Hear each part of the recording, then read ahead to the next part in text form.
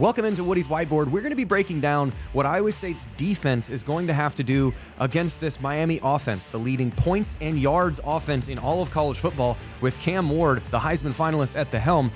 Now, assuming that all of these players play, we're recording this at least a little bit far out in advance. There might be some changes where someone elects not to play, and that would change the strategy. But in the assumption that Cam Ward, Xavier Restrepo, Arroyo, that everybody plays on this offense, what Iowa State's going to have to do really focuses around two things: the running game and Cam Ward. Those are the main things they're going to have to do. The first thing they're going to have to do, which they did not do against Arizona State, you got to bring your pads. You have to tackle this Miami team. You think Cam Ward, you think these big plays on offense, but this is a physical team, especially in the running game. They like to spread you out and go right downhill, and their running backs will break tackles easily if you don't bring your pads. The next thing you're going to have to do is force the issue. Cam Ward is a guy, he wants to scramble. He's got a lot of Pat Mahomes in him where he wants to get around out of the pocket, but he's going to settle up once he gets out of there. If you allow him to break the pocket, reset his hips, and settle and comfortably stand towards the sideline, that ball is going to be a 50-yard touchdown. You have to force the issue as soon as he scrambles to make him get rid of the ball to an underneath route, or hell, let him run. That's okay. The last thing you're going to have to do is rebound and refocus. We're going to go over a couple plays here. There are times when you can't stop this offense. They're going to make a beautiful pass or a beautiful catch or break a bunch of tackles.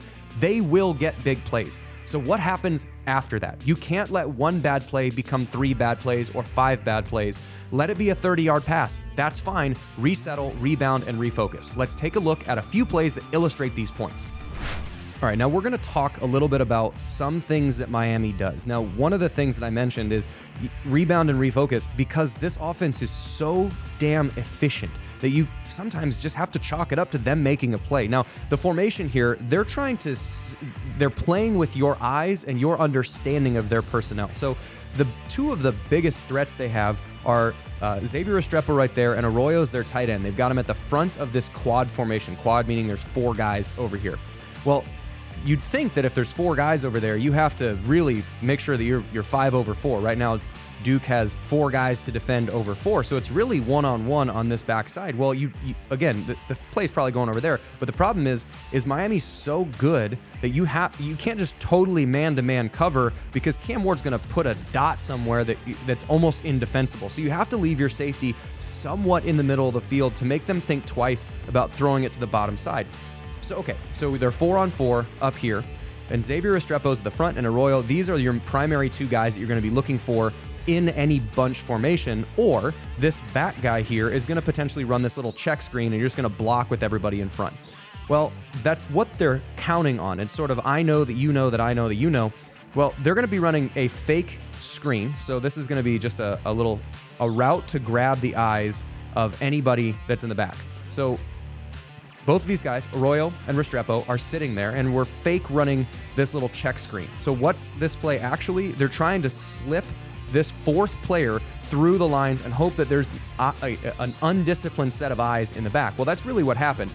There's an old adage that said, if he's even, he's leaving, meaning if you're all on the same level and this receiver is running in that direction, he's probably gone. So if he's even, he's leaving, that's not great. You can see the mailbox, the one arm up in the air.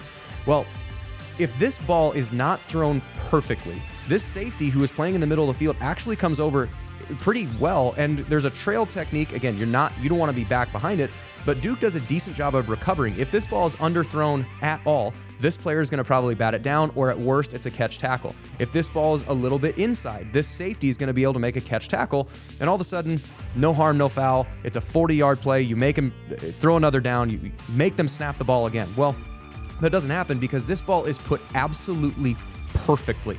You couldn't have walked it down and handed him any better. You know, when you're watching Miami play, the reason why they score so many points and accumulate so many yards is because they're so efficient and so good at in-rhythm passing. Now, we just talked about Miami's offense being really good in rhythm in the passing game. You might think that's a finesse team. One of the keys that I mentioned at the top is you have to bring your pads. This is a situation where it's 4:15 left to play. Miami's got a 1-touchdown lead. Louisville knows that they're running. Miami knows that they're running. The whole point is to grind the rest of the clock out.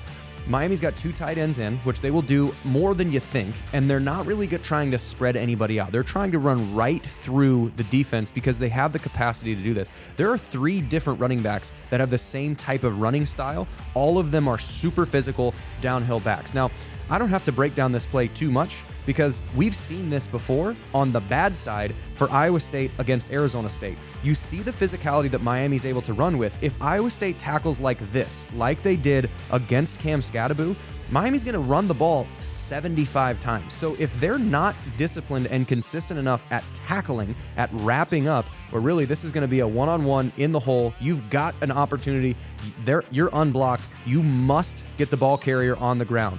You're not just trying to shoulder him and you're not trying to take the blow. You have to learn from your mistakes against Cam Scadaboo. This must be a tackle in order for Iowa State to get a win against Miami. One of the other keys that Iowa State's going to have to do is force the issue. What I mean by force the issue, when I mentioned that there's a lot of Pat Mahomes in this dude, there is a lot of Pat Mahomes in this guy. Let's just watch the scramble that's going to take place here. Now, Cam Ward right now, pocket presence. Louisville is only rushing 3 and they're spying with 1. Well, that's a pretty similar defense to what Iowa State tends to run. They're going to rush 3 and they're going to spy or drop the rest of the second level defenders. Well, Cam Ward doesn't really feel too much pressure. He's looking still comfortable in the pocket. He's still got a pretty easy pocket. Well, at this point, defensive end starts to get a little bit of push. He's forced out of the pocket, but immediately flips his hips back around. He's trying to get the ball down the field. He very rarely scrambles to scramble. So what does force the issue mean? Well, if you're forcing the issue, you can't just let him comfortably sit in the pocket because he will tear you apart. So you do have to get some kind of pressure. This rush on the end, it's a pretty good pass rush, all things considered. When you're only going one-on-one, you're forcing him out of the pocket.